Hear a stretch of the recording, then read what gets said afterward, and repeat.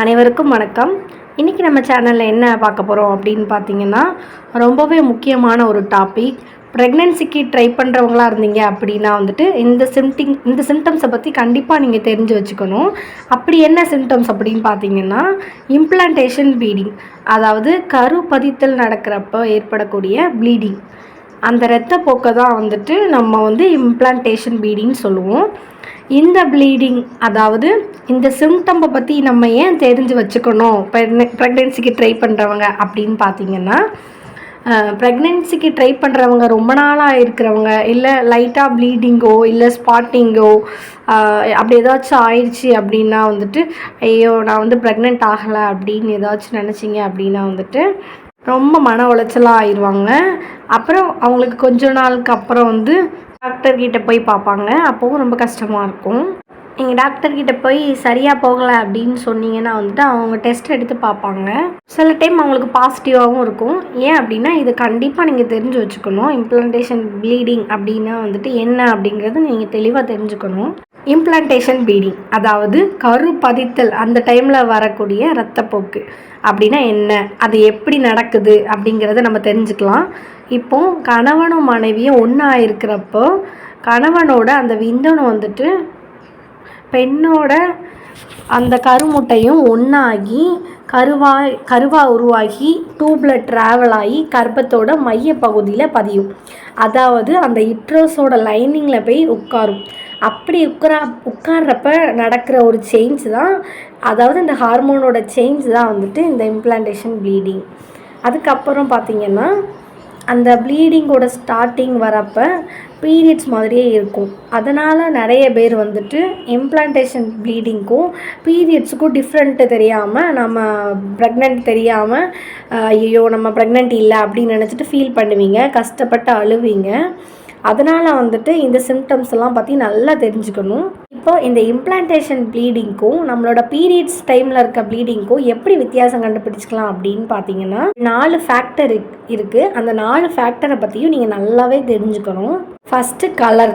Implantation bleeding, அதாவது கரு பதித்தல் நடக்க போகிற அந்த இடத்துல, கர்ப்பம் உறுதியான இடத்துல வரக்கூடிய ப்ளீடிங் பார்த்திங்கன்னா ரொம்பவே அரக்கு கலரில் இருக்கும். அதாவது பிங்கிஷ் ப்ரௌனிஷ் கலரில் இருக்கும். அதுக்கப்புறம் பார்த்திங்கன்னா லைட்டாக பிங்க் கலரில் ஸ்டார்ட் ஆகி அப்புறமா ஒரு அரக்கு கலரில் அது ஸ்டார்ட் ஆகிரும்.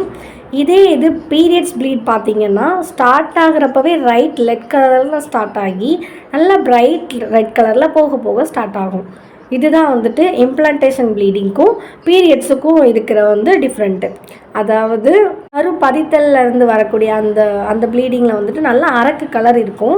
நார்மலாக இருக்கிற பீரியட்ஸில் நல்லா டார்க் ரெட்டாக இருக்கும், நல்லா ப்ரைட்டாக இருக்கும். அது நீங்கள் டிஃப்ரெண்ட் தெரிஞ்சுக்கோங்க. அதுக்கப்புறம் நாட்கள். இந்த நாட்களை வச்சும் நம்ம டிஃப்ரென்ஸ் பண்ணலாம். அதாவது இந்த இம்ப்ளான்டேஷன் ப்ளீடிங் அப்படின்னு பார்த்தீங்கன்னா, அவங்க பீரியட்ஸ் வர்றதுக்கு முன்னாடியே 5 நாளைக்கு முன்னாடியே இந்த ப்ளீடிங் ஸ்டார்ட் ஆயிரும்.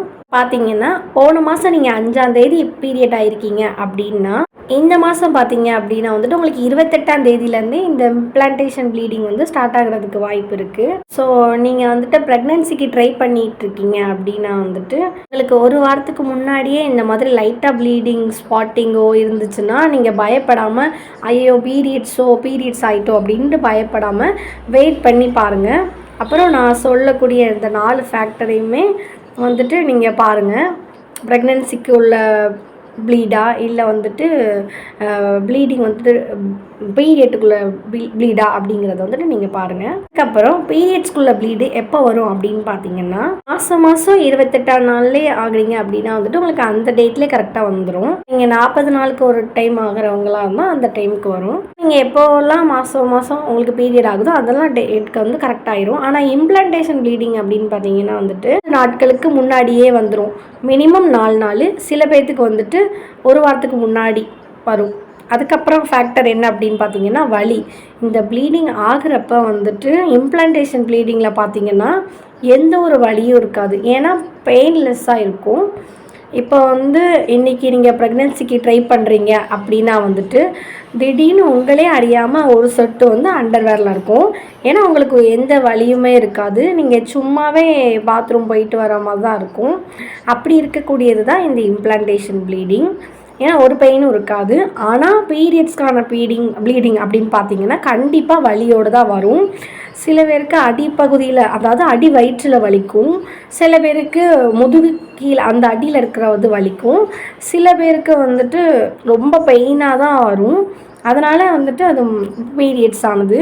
ஆனால் இந்த கரு பதித்தல், அதாவது இந்த கரு உறுதியாகிற ப்ளீடிங்கில் பார்த்தீங்கன்னா எந்த ஒரு வலியும் இருக்காது.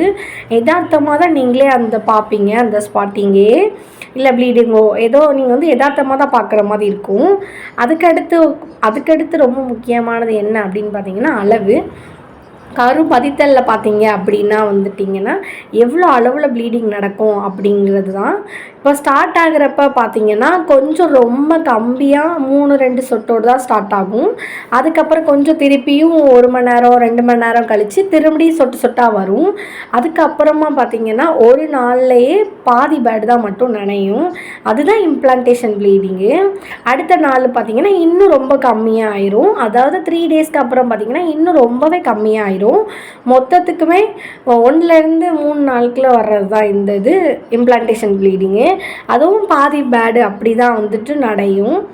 அதுக்கப்புறம் பார்த்தீங்க அப்படின்னா வந்துட்டு பீரியட்ஸ் ப்ளீடிங் அப்படின்னா பார்த்தீங்கன்னா ஸ்டார்ட் ஆகிறப்ப வந்து கொஞ்சம் ஸ்டார்ட் ஆகும். அதுக்கப்புறம் பார்த்தீங்கன்னா மத்தியானத்துக்கு அப்புறம் ரொம்ப அதிகமாகும். அப்புறம் நைட்டு பார்த்தீங்கன்னா அதை விட ரொம்ப அதிகமாகும். 2வது நாள் 3வது நாள் அப்படின்னு பார்த்தீங்கன்னா அதுலேயும் ரொம்ப ஜாஸ்தியாகும் ப்ளீடிங்கு. அப்புறம் மொத்தமாக இது வந்து பீரியட்ஸ் பெயின் வந்துட்டு 5 நாளும் இருக்கும், 5 நாள் ப்ளீடிங்கும் ஆகும். இந்த 4 ஃபேக்டர்ஸ் தான் ரொம்ப முக்கியமாக இந்த இம்ப்ளான்டேஷன் ப்ளீடிங்லேயும் அந்த பீரியட்ஸ் ப்ளீடிங்லேயும் வந்துட்டு டிஃப்ரெண்ட் பண்ணுறது. அதுக்கப்புறம் வந்துட்டு ஃபஸ்ட்டு வந்து கலரு, அப்புறம் இம்ப்ளான்டேஷன் ப்ளீடிங்கோட இது வந்துட்டு ப்ரௌன் கலரில் இருக்கும். பீரியட்ஸ் வந்துட்டு ரெட் பிரைட் கலரில் இருக்கும். நாட்களும் பார்த்திங்கன்னா ஒரு வாரத்துலேருந்து முன்னாடியே ஸ்டார்ட் ஆகிரும். இதே பீரியட்ஸோட ப்ளீடிங் பார்த்திங்கன்னா மாதம் கரெக்டாக அதே டேட்டில் வரும். பெயின் இல்லாமல் வர்றது தான் இம்ப்ளான்டேஷன் ப்ளீடிங். ஆனால் பீரியட்ஸ் ப்ளீடிங்கில் வந்துட்டு கண்டிப்பாக பெயின் இருக்கும். அளவு பார்த்திங்கன்னா ரொம்பவே கம்மியாக இருக்கும் இம்ப்ளான்டேஷன் ப்ளீடிங்கில். ஆனால் பீரியட்ஸில் பார்த்திங்கன்னா வந்துட்டு 5 நாளுக்கு கொஞ்சம் ஜாஸ்தியாக இருக்கும். இதுதான் இந்த 4 முக்கியமான ஃபேக்டர்ஸ். இந்த ஃபேக்டர்ஸை நீங்கள் முக்கியமாக தெரிஞ்சுக்கிட்டாலே இதுதான் பீரியட்ஸுக்கும் இம்ப்ளான்டேஷன் ப்ளீடிங்கும் டிஃப்ரென்ஸ் ஆனது. அதுக்கப்புறம் பார்த்தீங்கன்னா இந்த ப்ரெக்னென்சி ப்ளீடிங்கோட, அதாவது இந்த கரு பதித்தல் நடக்கிறப்ப மற்ற சிம்டம்ஸும் இருக்கும். அது என்னென்ன அப்படின்னு பார்த்தீங்கன்னா, அதாவது நீங்கள் ப்ரெக்னென்ட் ஆனதுக்கு அப்புறமா அந்த கரு பதிஞ்சதுக்கு அப்புறமா அந்த ப்ரெக்னென்சி ஹார்மோன் வந்துட்டு வேறு சிம்டம்ஸ்லாம் கொடுக்கும். அது என்ன சிம்டம்ஸ் ஃபஸ்ட்டு அப்படின்னு பார்த்தீங்கன்னா வாமிட்டிங். பயங்கரமாக உங்களுக்கு வாமிட்லாம் இருக்கும். காலையில் பல் துலக்கிறதுக்கு முன்னாடியே உங்களுக்கு வந்துட்டு வாமிட் எடுத்துருவீங்க. சில பேருக்கு வந்துட்டு ரொம்ப சோர்வாக இருக்கும். சில பேருக்கு வந்துட்டு வாமிட் எது சாப்பிட்டாலும் வர மாதிரி இருக்கும், ஆனால் வராது வாமிட் வந்துட்டு. இது வந்து அந்த ப்ளீடிங் நடக்கிறப்ப இருக்கும். அதுக்கப்புறம் செகண்ட் ஒன் பார்த்தீங்கன்னா ரொம்ப சோர்வாக இருப்பீங்க. என்ன அப்படின்னு பார்த்தீங்கன்னா பெட்லேருந்து உங்களுக்கு எந்திக்கவே தோணாது. அதுக்கப்புறம் வந்துட்டு ரொம்ப டயர்டாக இருப்பீங்க. 3வது பார்த்தீங்கன்னா மலச்சிக்கல், கான்ஸ்டிபேஷன். அதாவது உங்களுக்கு வந்துட்டு அந்த ப்ளீடிங் நடக்கிறப்ப வந்துட்டு உங்களால் சரியாக பாத்ரூமே போக முடியாது. ரொம்ப டைட்டாக ஃபீல் பண்ணுவீங்க. ஃப்ரீயாக அப்படி வந்துட்டு நம்ம டாய்லெட் போக முடியாது. இது என்ன அப்படின்னு பார்த்தீங்கன்னா இது அந்த ப்ரெக்னென்சி ஹார்மோனோட ஒரு எஃபெக்ட் தான். அதுக்கப்புறம் இந்த மலச்சிக்கலும் ப்ரெக்னென்சி அந்த டைமில் தான் இருக்கும். அதுக்கப்புறம் பார்த்தீங்கன்னா சிறுநீர் கழிக்கிறது, அதாவது டெய்லி ஒரு டைமில் அடிக்கடி யூரின் போகிற மாதிரி இருக்கும். இப்போ போயிட்டு வந்தீங்க அப்படின்னா பார்த்தீங்கன்னா 10-15 நிமிஷத்துலேயே நீங்கள் போகிற மாதிரி இருக்கும். அதுக்கப்புறம் வந்துட்டு நீங்கள் தூக்கம் வந்து உங்களுக்கு டிஸ்டர்ப் ஆகிற அளவுக்கு உங்களுக்கு நைட்டு வந்துட்டு யூரின் போயிட்டே இருக்கிறப்ப இருக்கும். ஏன் அப்படின்னு பார்த்தீங்கன்னா உங்களுக்கு அந்த கரு பதிஞ்சதுக்கு அப்புறம் வந்துட்டு அந்த யூரினோட பிளாடரில் வந்துட்டு உங்களுக்கு ஒரு ப்ரெஷர் கொடுக்குற மாதிரி இருக்கும். அதனால் உங்களுக்கு யூரின் போகிற மாதிரி ஒரு ஃபீல் இருந்துகிட்டே இருக்கும். இந்த சிம்டம்ஸ் எல்லாமே வந்துட்டு அந்த இம்ப்ளான்டேஷன் ப்ளீடிங் இருக்கிறப்ப வந்து சேர்ந்து இருக்கும். என்னெல்லாம் அப்படின்னு பார்த்தீங்கன்னா உடல் சோர்வு, வாமிட்டிங், அதுக்கப்புறம் கான்ஸ்டிபேஷன், ஃப்ரீக்வெண்ட் யூரினேஷன். இதுக்கப்புறம் பார்த்தீங்கன்னா இந்த இம்ப்ளான்டேஷன் ப்ளீடிங் பார்த்தீங்கன்னா இந்த கர்ப்பமாகிற எல்லாத்துக்குமே இது இருக்குமா அப்படின்னு கேட்டிங்கன்னா கிடையாது. ஒரு சில பேருக்கு இந்த இம்ப்ளான்டேஷன் ப்ளீடிங் வரும், சிலவங்களுக்கு இந்த இம்ப்ளான்டேஷன் ப்ளீடிங்கே வராது. அதுக்கப்புறம் இந்த ப்ளீடிங் எனக்கு வரலையே, அப்போ நான் ப்ரெக்னெண்ட்டாக இல்லையோ அப்படின்னு நீங்கள் நினச்சி கவலைப்படக்கூடாது. ஒரு சில பேருக்கு வந்துட்டு ஃபஸ்ட்டு ப்ரெக்னென்சியில் இந்த இம்ப்ளான்டேஷன் ப்ளீடிங் இருக்கும், அதாவது செகண்ட் பேபி பிறக்கிறப்ப வந்துட்டு இந்த இம்ப்ளான்டேஷன் ப்ளீடிங் இருக்காது. அந்த மாதிரி சிம்டம்ஸும் நிறைய டிஃப்ரென்ஸும் இருக்குது. அதனால் இந்த மாதிரி சிம்டம்ஸ் இருக்குது இல்லை அப்படின்னு பயப்படாதீங்க. அதுக்கப்புறம் உங்களுக்கு இந்த ஸ்பாட்டிங்கோ ப்ளீடிங்கோ ஏற்படுறப்பவும் பயப்படாமல் டிஃப்ரென்ஸ் என்ன அப்படிங்கிறத ஐடென்டிஃபை பண்ணுங்கள். அதுக்கப்புறம் மற்ற சிம்டம்ஸ் இருக்கா இல்லையானும் கவலைப்படாதீங்க. அதுக்கப்புறம் வந்துட்டு ரொம்பவே முக்கியமானது எப்படின்னா, நீங்கள் எப்போல்லாம் ப்ரெக்னென்சிக்கு ட்ரை பண்ணுறீங்களோ அந்த டைமில் நீங்கள் எப்போதுமே ரொம்ப சந்தோஷமாக இருக்கணும். நீங்கள் சந்தோஷமாக இருந்தால் தான் வந்துட்டு உங்களோட ஹார்மோன் வந்துட்டு நல்லா வேலை செய்யும். நீங்கள் அந்த ஹார்மோன் வேலை செய்கிறது நல்லா இருந்தால் அப்படின்னா தான் வந்துட்டு உங்களுக்கு பீரியட்ஸும் ரெகுலர் ஆகும். உங்களுக்கு பீரியட்ஸ் ரெகுலராக ஆனால் தான் வந்துட்டு உங்களுக்கு ஓவலேஷனும் கரெக்டாக நடக்கும். அதுக்கப்புறம் வந்துட்டு அந்த ப்ரெக்னென்சி கிளிக் ஆகிறதுக்கு உங்களுக்கான சான்ஸும் ரொம்ப அதிகமாக இருக்கும். நீங்கள் இந்த மாதிரி இல்லாமல் நீங்கள் ரொம்ப ஸ்ட்ரெஸ் ஆகிட்டு இருந்தீங்கன்னா உங்களுக்கு வந்துட்டு மற்ற ஹார்மோன் வந்துட்டு சரியாக வேலை செய்யாமல் ஓவலேஷன் சரியாக நடக்காது, பீரியட் சரியாக நடக்காது, அந்த மாதிரி உங்களுக்கு ஆயிரும். எனவே அதனால தான் ப்ரெக்னென்சி ஆகிறதுக்கான சான்ஸும் கம்மியாகும். என்னென்னா நீங்கள் வந்துட்டு எப்போதுமே உங்களை ஹாப்பியாக வச்சுக்கோங்க. உங்களால் ப்ரெக்னென்சி ஆக முடியாது அப்படிங்கிற மாதிரி மனசை வச்சுக்காதீங்க.